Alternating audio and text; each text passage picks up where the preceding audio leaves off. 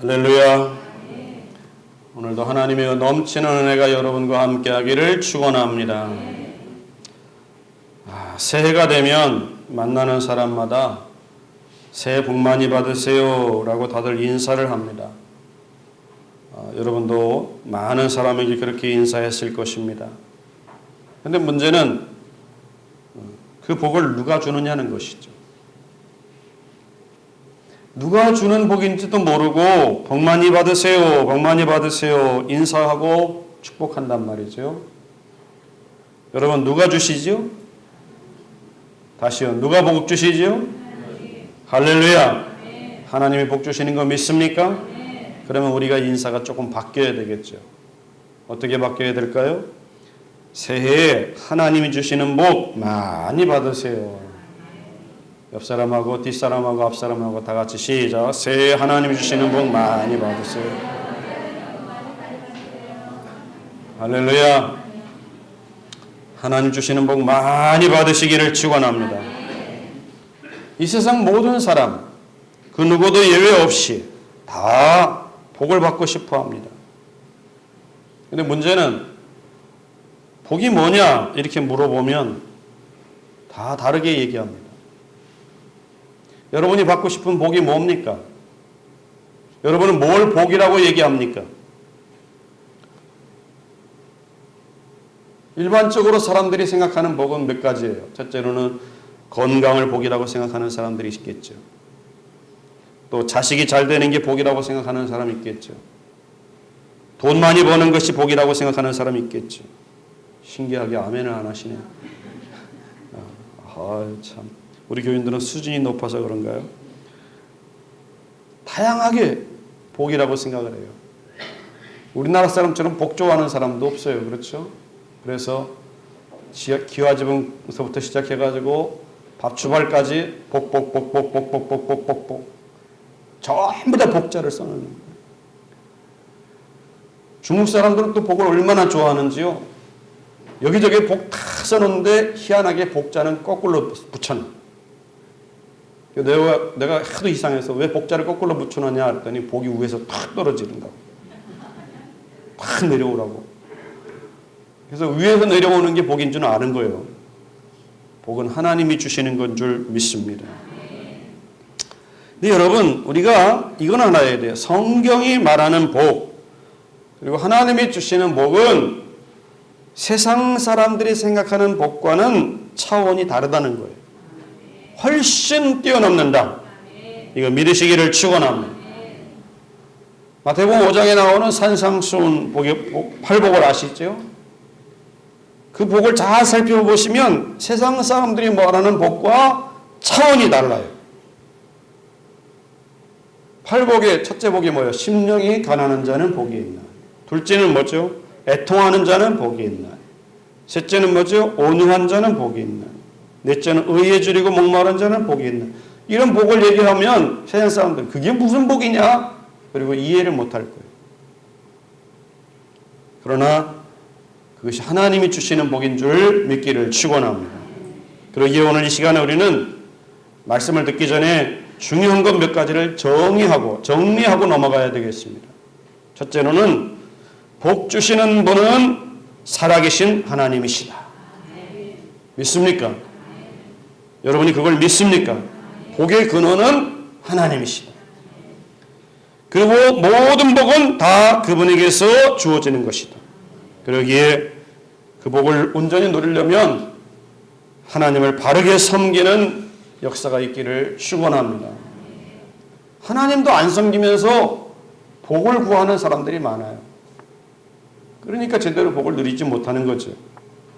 두 번째 정의할 것은 하나님이 주시는 복과 사람이 원하는 복은 차원이 다르다. 이걸 아셔야 됩니다. 여러분 하나님이 주시는 최고의 복은 무엇입니까?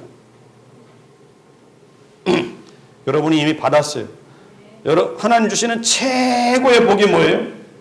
예수 믿고 구원받아 하나님께 쓰임받는 것.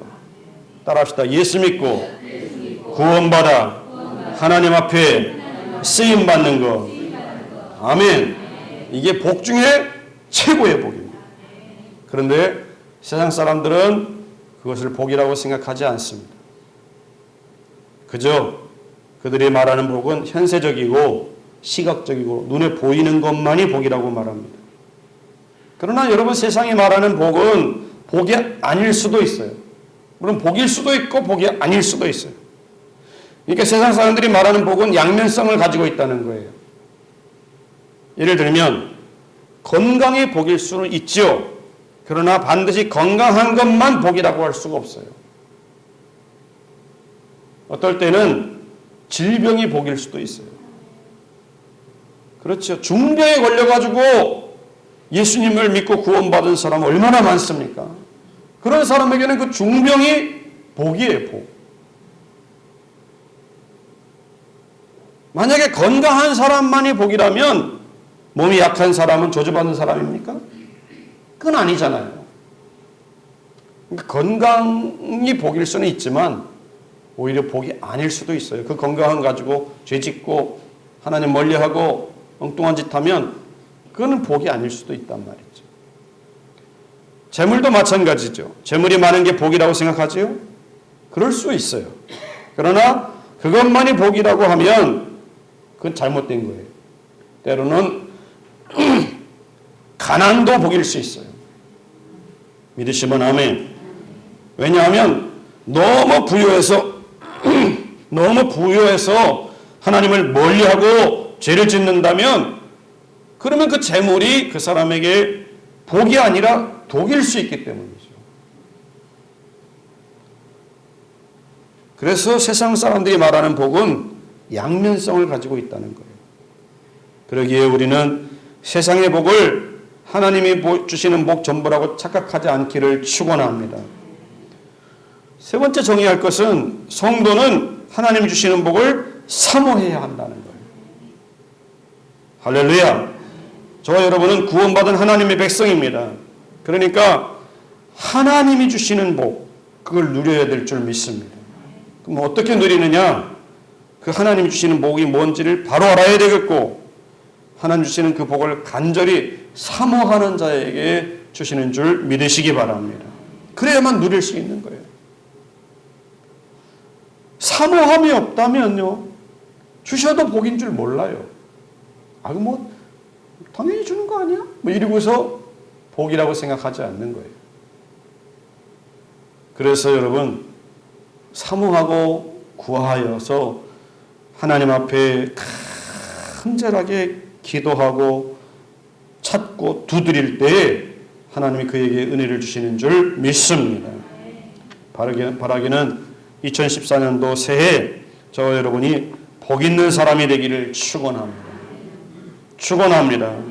그래서 우리 교회는 2014년도 표를 너는 복이 될지라, 따라합시다. 너는 복이 될지라, 이렇게 정했습니다. 우리가 복이에요.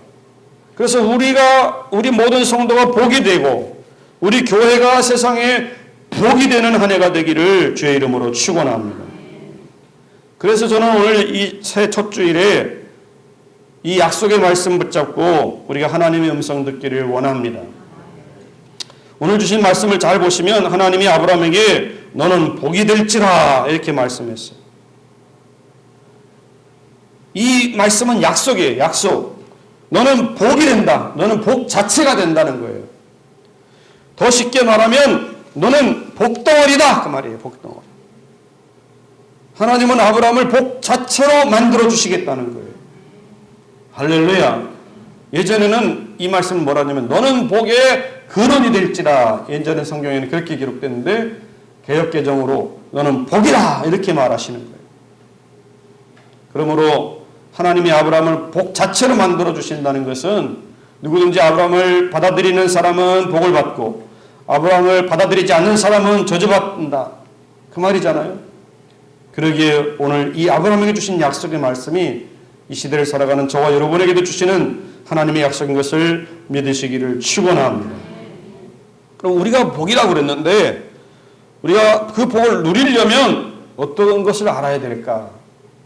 오늘 본문 말씀 속에서 몇 가지를 살펴봅니다. 첫째는 하나님이 찾아오셔서 직접 직접 복을 약속하셨다는 거예요. 여러분, 하나님이 아브라함을 부르시기 전에 아브라함은 어떤 형편에 살았는가 한번 살펴보세요. 우리가 봉독한 12장 그 앞장에 보면 11장에 보면 그는 원래 어디에 살았냐면 갈대아 우르에 살았어요. 갈대아 우르가 어딘가 지금 지도상으로 보면 저 중동의 쿠웨이트 정도입니다. 쿠웨이트. 이라크 밑에 쿠웨이트 있죠. 거기가 갈대아 우르예요. 그 당시에 사람들의 평균 수명은 보통 100년, 200년 이렇게 훨씬 넘었어요. 그리고 집집마다 다 생육하고 번성하는 시대였습니다. 그런데 이상하게 아브라함의 집안은 그러지 못했어요. 아브라함의 아버지 데라는 세 아들을 두었어요. 그래서 아브라함과 나홀과 하란 이렇게 셋을 두었는데, 그런데 그 막둥이 하란은 자기 아버지보다도 먼저 갈대아 우르에서 죽어버렸어요. 그리고 아브라함과 나홀이 장가를 들었는데 아브라함은 자식을 낳지를 못하는 거예요.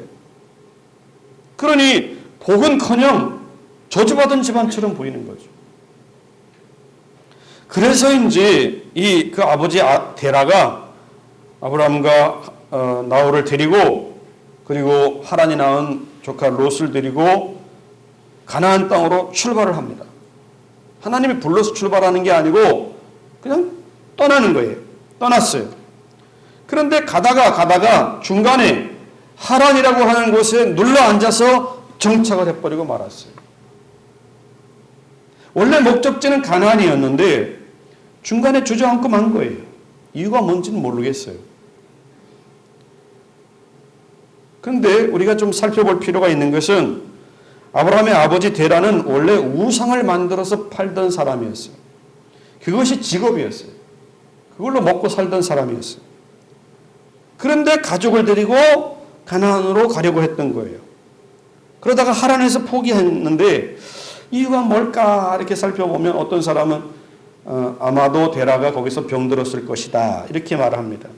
그런데 성경이 구체적으로 말하고 있지 않기 때문에 그 이유를 정확하게는 알 수는 없어요. 그런데 제가 분명하게 이렇게 말할 수 있는 게 있어요.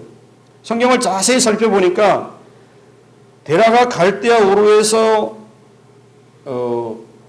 75세에 아브라함을 낳았고 나홀과 하란을 낳았어요. 75세에.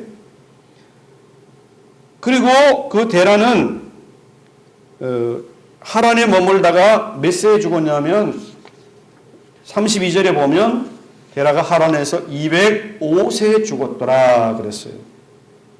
여러분 잘 생각하세요. 데라가 아브라함을 낳았을 때가 75세예요. 그리고 아브라함이 하나님으로부터 부름받았을 때가 또 몇 세예요?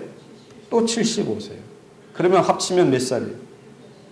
150이죠. 그 아버지 나이가 몇 살이라는 거예요? 150세 됐을 때 하나님이 아브라함을 불러내셨다는 거예요. 그러면 205세에 죽었으니까 하나님이 아브라함에게 찾아와서 본토 친척 아비집을 떠나라 그럴 때가 아버지가 죽었을 때요? 살았을 때요? 살아있을 때요. 그래서 보세요. 아브라함이 하란에서 아버지와 함께 같이 살고 있을 때 하나님이 아브라함을 찾아오셔서 명령하시는 거예요. 1절 같이 읽습니다. 1절. 큰 소리로 읽어요. 시작.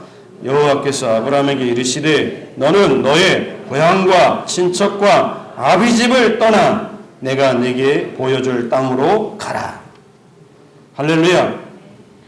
데라가 출발했는데 출발하다가 중간에 머물러 버리니까 하나님이 아브라함에게 찾아오셔가지고 너의 고향, 너의 친척, 너의 아비집을 떠나라는 거예요. 그러니까 하나님은 하란에 눌러 앉아있는 아브라함을 포기하지 않으시고 찾아오신 거죠. 그리고는 명령하시는 거예요. 그 명령은 두 가지. 하나는 떠나라. 그 다음에 두 번째는 내가 네게 보여줄 땅으로 가라. 여러분, 왜 고향 친척 아비집을 떠나라고 했을까요? 아니 그냥 그 하란에서 복 주시면 되잖아요. 왜 떠나라고 하셨을까요? 일반적으로 추측하기는 그래요. 하란 땅이 죄악이 가득한 땅이기 때문일 것이다. 그렇게 사람들은 추측합니다. 그러나 우리가 잘 알듯이 가나안 땅도 마찬가지예요. 가나안 땅도 이제 나중에 모세가 이스라엘 백성들 이끌고 나올 때 그 가나안 땅 백성들 다 어떻게 해요? 싸그리 다 진멸하죠. 왜 진멸합니까? 거기도 우상이 가득한 땅이에요. 이 세상 그 어디에도 살기 좋은 땅, 뭐 편한 땅, 그냥 뭐 풍성한 땅, 죄 없이 살아갈 수 있는 땅, 그런 땅은 이 땅에 없습니다. 해외여행을 다녀오신 분들이 그런 얘기 하더라고요. 뉴질랜드 갔다 오니까 뉴질랜드가 완전히 천국이다, 천국. 그렇게 멋있고 좋대요. 또 어떤 분은 유럽의 스위스하고 노르웨이를 갔다 오더니 지상천국이라는 거예요. 지상천국. 얼마나 깨끗하고 얼마나 살기 좋은지 모른다는 거예요. 그런데 겉으로 보면 그래요. 겉으로 보면. 근데 속을 들여다보면 거기도 죄악이 가득합니다. 지금 유럽이 지금 골치 아파하는 게 뭔지 아세요? 동성애예요. 동성. 남자가 남자끼리, 여자가 여자끼리 결혼하고 그리고서 살아가는 거예요. 성경이 분명히 죄악이라고 얘기했는데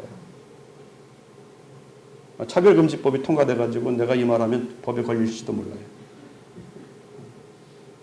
동성애는 죄악입니다. 이러면 차별을 했다는 거예요. 그래서 법에 걸린다는 거예요. 이게 통과됐대요. 이게 지금 심각해요, 여러분. 그러니까 여러분, 우리가 살고 있는 이 세상 그 어디에도 장소 문제로 살 만한 곳은 없어요. 깨닫기를 축원합니다. 그럼 왜 하나님이 거길 떠나라고 그랬을까요? 이유가 뭘까? 그것은 다른 게 아니고 하나님과의 관계 문제입니다. 아브라함이 하나님과 올바른 관계를 맺으려면 그 하나님 땅을 떠나야 되는 거예요. 아브라함이 살던 고향과 친척 아비집은 뭐 하던 집이냐면 우상과 관련되어 있던 거예요. 그러니까 옛사람으로 살기는 익숙한 땅이죠. 근데 그 아버지가 우상 만들어 팔고 있던 그런 환경이잖아요. 그러니까 하나님이 제일 싫어하는 우상 숭배와 관련있는 그곳에서 살면 그걸 죄로 여기지도 않을 뿐만 아니라 회개치도 않는단 말이죠. 그러니까 떠나라는 거예요. 그래서 눈에 보이는 아버지, 눈에 보이는 친척들 거기서 살지 말고 눈에 보이지 않는 하나님 아버지 의지하고 살으라는 거예요. 그래서 떠나라는 거예요. 여러분 한번 생각해 보세요. 여러분이 이 세상 살면서 가장 힘들어하는 문제는 뭐예요? 돈 때문에 힘들어요? 그렇죠. 그러면 돈 다 어디 갔어요? 그죠? 돈이 없어가지고 쩔쩔매시는 분들은 돈 때문에 힘들다고 생각할 거예요. 먹고 사는 문제 때문에 힘들다고 생각할 거예요. 그런데 그런 것도 문제지만 그보다 더 우리를 힘들게 하는 게 뭐냐면 인간관계예요. 동의하시면 아멘. 하나님 믿는 자로서 하나님과의 인격적인 관계를 바르게 맺고 살아가려고 할 때 제일 힘든 게 뭐냐? 이 인간과의 관계를 내려놓을 수가 없는 거예요. 이걸 포기하지 못하기 때문에 힘든 거예요. 쉬운 예로 들어볼까요? 여러분 주일에 교회 와야 되는데 친척이 결혼식을 하는 거예요. 그럼 어떻게 해요? 하나님이 오라고 하는데 거기도 가야 되겠고 친척이 결혼하니까 이것도 해야 되겠고 이러지도 못하고 저러지도 못하고 갈등하는 거죠. 인간관계에 하나님 발목이 잡혀 있는 거예요. 그건 무시 못하겠다는 거죠. 그러니 하나님도 무시 못하겠고 사람도 무시 못하겠고 이러니까 우리 신앙생활이 시험당하는 거예요. 여러분 그럴 때 하나님이 여러분을 보시고 계신다는 사실을 잊지 마시기를 축원합니다. 여러분의 믿음을 보시는 거예요. 믿음. 뭘 더 귀하게 여기는가를 믿음을 보신다고. 근데 주님은 뭐라고 말하시냐면 그것 때문에 아브라함에게 떠나라 그러는 거예요. 떠나라. 인간관계도 중요하지만 하나님과의 관계를 바로 맺기 위해서라면 네가 떠나라 하는 거예요. 그래야 너를 복되게 만들겠다는 거죠. 성도 여러분, 지금 우리 한국교회가 공통적으로 앓고 있는 문제가 하나 있어요. 대부분의 교회들이 다 그래요. 청년부, 중고등부, 주일학교가 급속히 쇠락하고 있어요. 줄어들고 있어요. 원인이 여러 가지죠. 근데 대충 이렇게 생각해 보면 이런 거예요. 청년들이 토요일 날 모임이 안 돼요. 옛날에는 토요일 날 청년들이 모임이 이루어졌어요. 토요일 날 모여지질 않아요. 주일 날도 제대로 모여지질 않아요. 원인이 뭔가를 찾아보니까요. 요즘 친구들이 토요일을 뭐라고 얘기하냐면 불토래요. 불토. 불토가 뭐냐 물어봤더니 불타는 토요일이래요. 뭐가 불타냐 그랬더니 그냥 정열을 불태우는 그런 날이라는 거죠. 그래서 술 먹고 고기 불에 지져 먹고 그냥 오락실에 가가지고 그냥 노래방에 가서 그냥 청춘을 불태우고 집에 들어가가지고 게임에 불태우고 그냥 밤새 놀다가 새벽녘에 뻗어버리는 거예요. 죄송합니다. 새벽녘에 잠드는 거예요. 그러니 주일날 오전에 일어나지를 못하는 거예요. 그래서 대부분의 교회들이 청년 예배가 몇 시에 있어요? 오후 2시, 3시, 어느 교회 가보니까 4시에 청년들이 모이더라고요.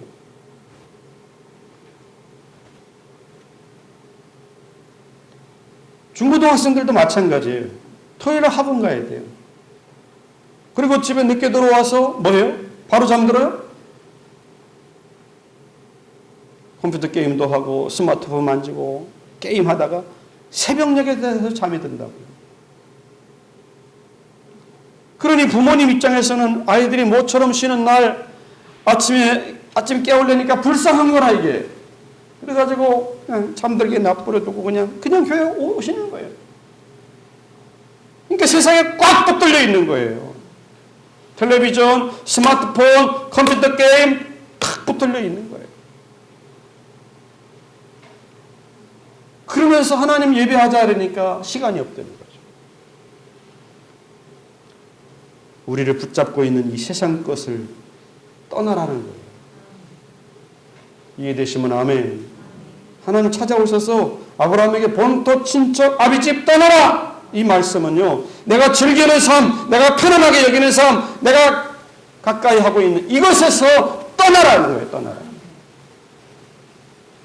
내가 하나님을 가까이 하게 하지 못하는 모든 환경에서 떠나라. 그래야 복을 주시겠다는 거예요.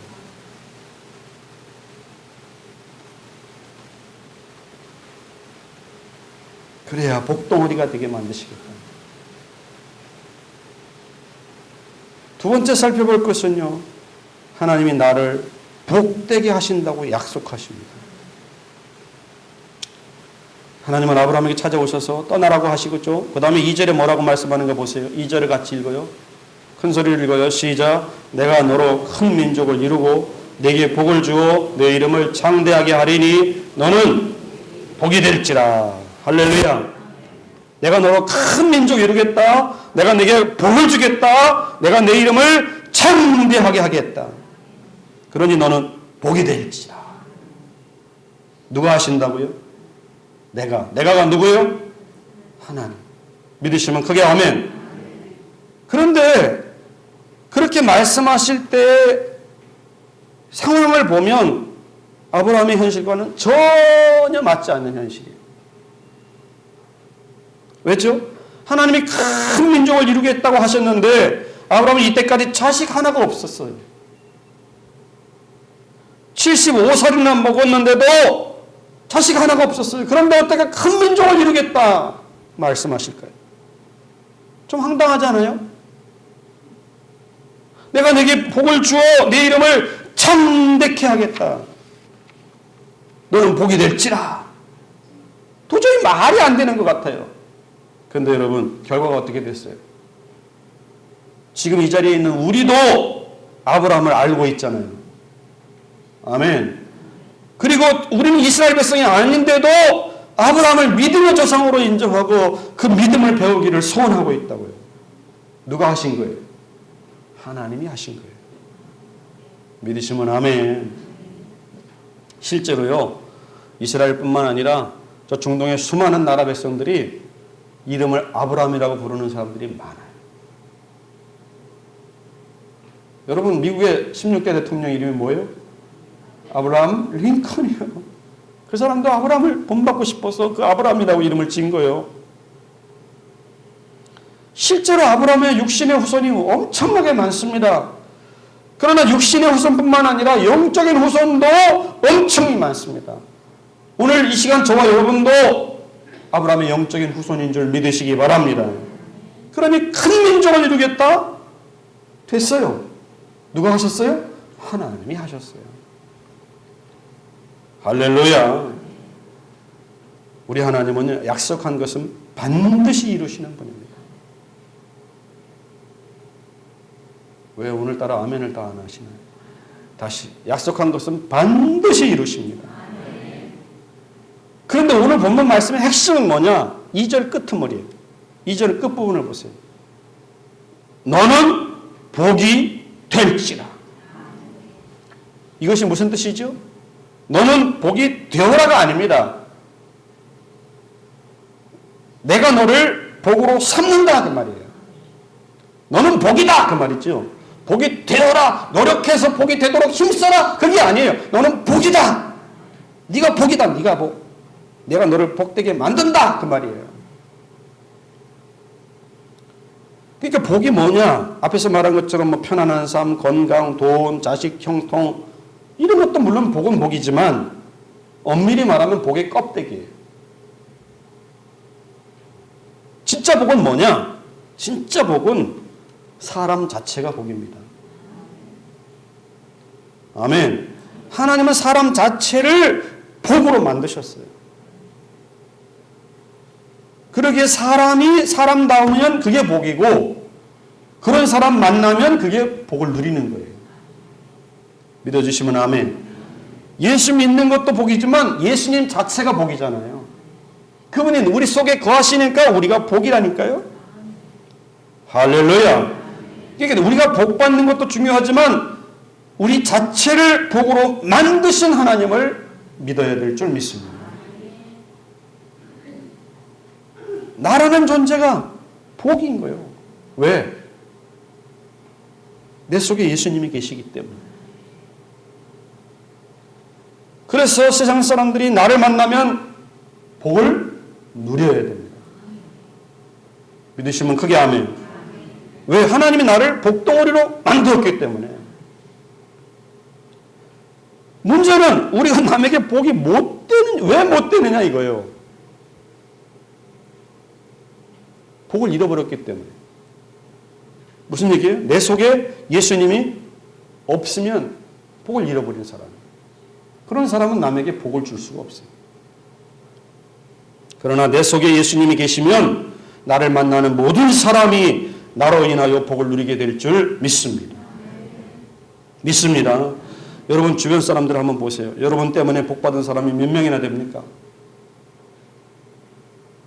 여러분 때문에 여러분 주변 사람들이 복을 받고 있습니까?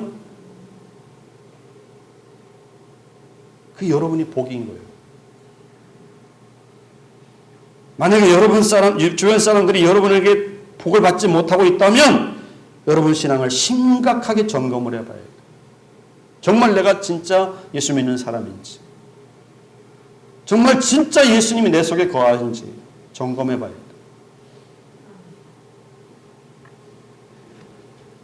여러분이 복인 줄 믿으시기를 축원합니다. 그래서 우리는 이미 복 받은 사람이에요. 할렐루야. 저는요, 박근혜 대통령이 외치는 그 구호가 하나 있어요. 국민 행복의 시대. 그분이 선거 때부터 시작된 표가 그잖아요. 국민 행복의 시대를 열어가겠습니다. 저는 이 구호는 영원히 이룰 수 없는 구호라고 생각합니다. 왜냐? 인간의 행복은요, 경제가 가져다 주는 게 아니에요. 아멘입니까? 인간의 욕심은 한도 없고 끝도 없어요. 아무리 잘 살아도요, 아우, 난 잘 살아서 행복하다. 이런 사람은 세상에 없습니다. 끊임없이 새로운 제도를 만들고 끊임없이 새로운 시스템을 만들어서 사람을 편안하게 해주고 부유하게 해주고 다 해도 사람은 행복하다고 생각하지 않아요. 항상 부족해요. 항상 원망해요. 항상 불평해요. 그래서 선진국 사람들이 행복지수가 약하다잖아요. 오히려 저 가난한 나라 방글라데시 사람들이 행복지수가 1등이래요. GNP 100불도 안 돼요. 200불, 300불. 이 정도밖에 안 되는 사람들이 행복하다는 거예요.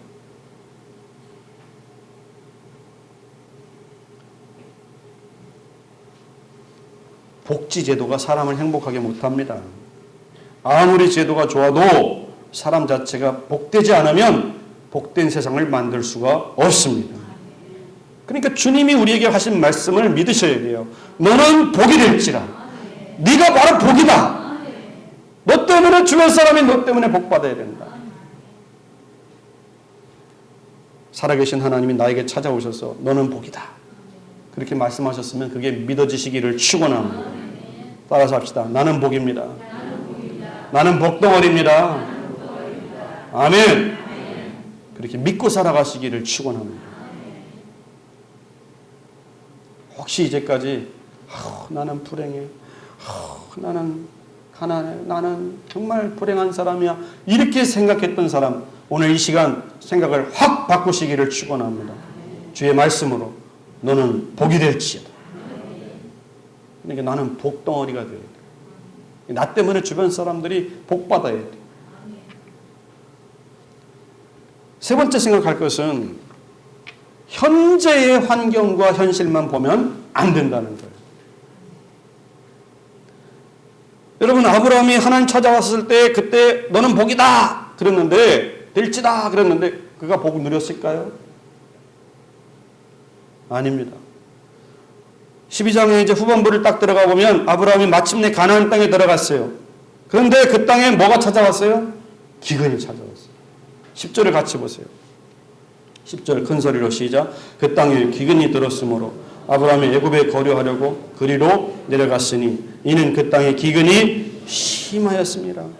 하나님이 가라. 거기 가면 내가 너에게 복 주겠다. 그래서 갔어요. 그런데 가자마자 흉년이 들은 거야. 그러니까 천상 또 거기서 또 그 자리를 피해서 어디로 내려가는, 애굽으로 내려가는 거예요. 애굽에 갔다가 부인이 얼마나 잘생겼는지 이게 부인이라고 그러면 죽이고 뺏어갈까봐 뭐라고 그래요? 누이라고 합니다. 그러니까 뺏겼어요, 왕에게.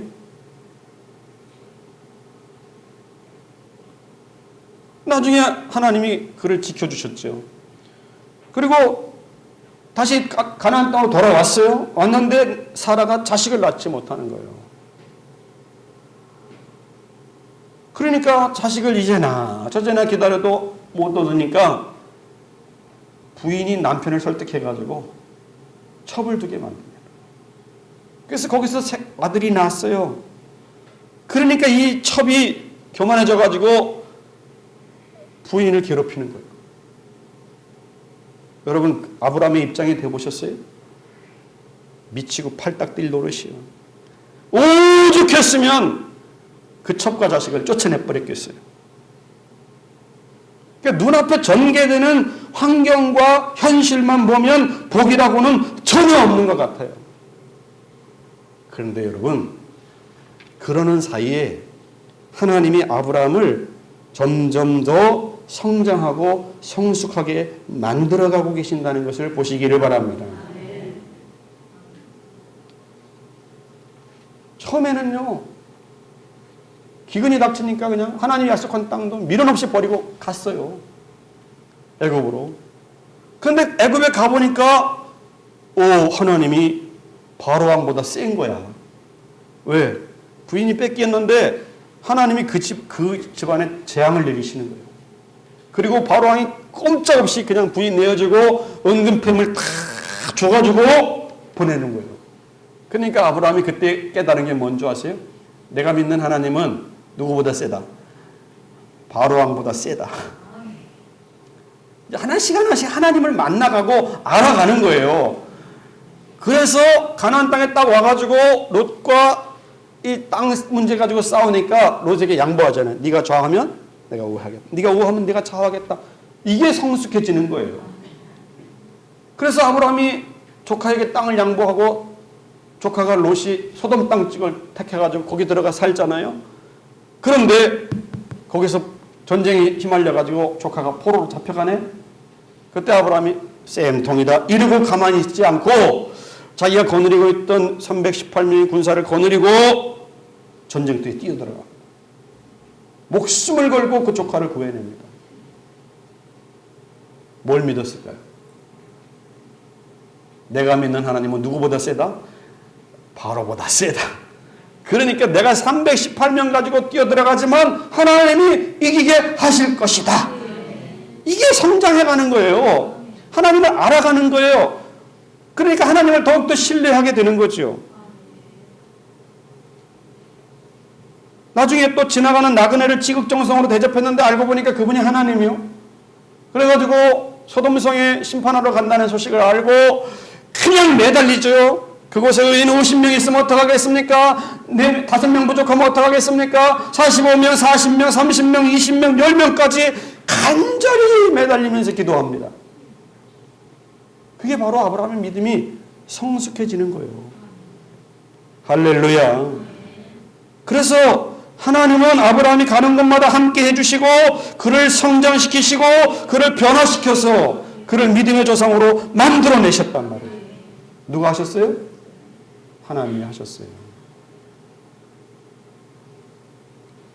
흔히들 오해하는데요. 아브라함이 하나님을 떠날 때 본토 친척 아비집을 떠났다. 대단한 믿음의 사람이다. 아니에요. 그렇지 않습니다. 자, 여러분에게 얘기를 듭시다. 한산 가운데 어떤 분이 딱 나타났어. 너는 하나님이다. 내가 너에게 보여줄 땅으로 떠나라. 내가 너를 복되게 하리라. 그럼 여러분 떠나요, 안 떠나요? 아니 직접 만났다니까요. 떠나요, 안 떠나요? 꿈에서 그랬으면 안 떠날지도 몰라. 직접 만났다니까요. 떠나죠.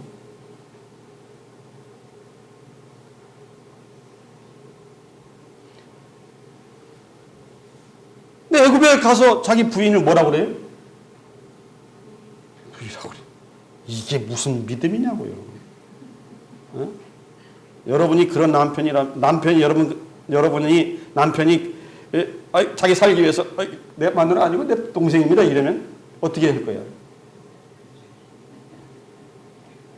잘 됐다 그러고 나 이번에 왕비 되자 그래가지고 그냥 애굽에 눌러 앉아 살지. 저런 못난 인간 가지고 내가 평생 살겠냐? 차버리죠, 차버리죠. 그런 믿음의 연약한 그를 하나님이 이 사건 저 사건을 통해서 그를 믿음의 조상으로 만들어 가시는 거예요. 그래서 결국 복덩어리가 되게 만드신다니까요. 할렐루야. 오늘 우리도 마찬가지예요. 우리가 복이다 그랬을 때 지금 우리가 복의 능력이 완벽하게 있는 게 아니에요. 하나님이 우리를 만들어 가시는 거예요.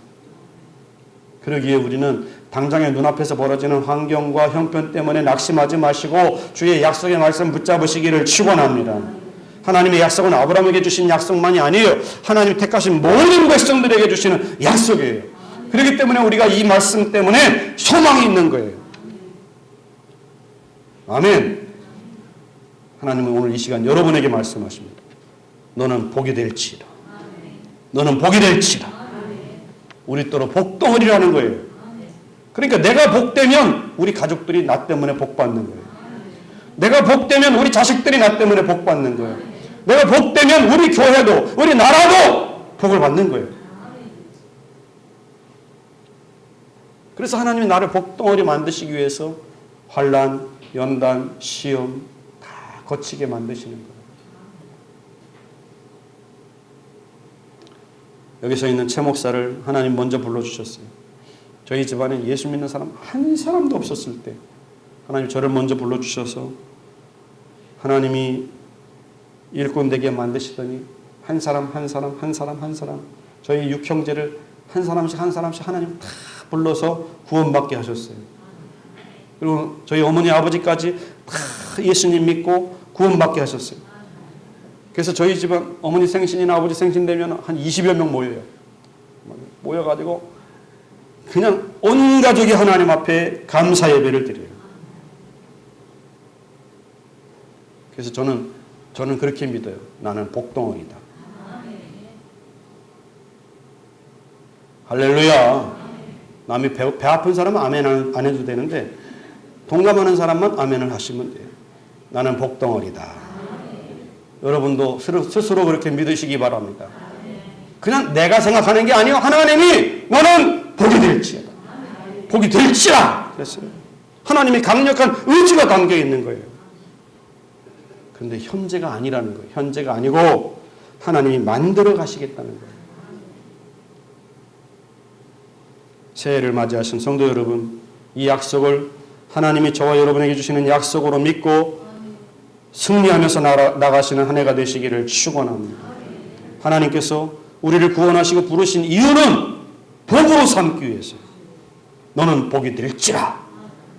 이 말씀을 내게 주시는 약속의 말씀을 붙잡고 나가시기를 주의 이름으로 축원합니다. 따라서 합시다. 당신은 내게 복입니다. 나도 당신에게 복이 되기를 바랍니다. 옆 사람한테 얘기하세요. 시작. 나는 당신은 내게 복입니다. 나도 당신에게 복이 되기를 바랍니다. 할렐루야. 우리가 복입니다. 근데 조건이 하나 있어요. 하나가 있어요. 그 하나가 뭐냐? 4절 같이 보세요. 큰 소리로 읽습니다. 시작. 이에 아브라함이 여호와의 말씀을 따라갔고 롯도 그와 함께 갔으며 아브라함이 하란을 떠날 때 75세. 하나님이 아브라함에게 명령했을 때 아브라함은 형편 보지 않고 환경 보지 않고 부모님 보지 않고 말씀 따라갔다. 이게 중요하다는 거예요. 아브라함이 여호와의 말씀을 따라갔고 이게 우리의 삶의 지표가 돼요. 환경 따라가지 마시기를 축원합니다. 형편 따라가지 마시기를 축원합니다. 약속의 말씀 따라가십시오. 그래서 2014년도 한 해가 복이 되는 한 해가 되기를 주의 이름으로 축원합니다. 기도합시다.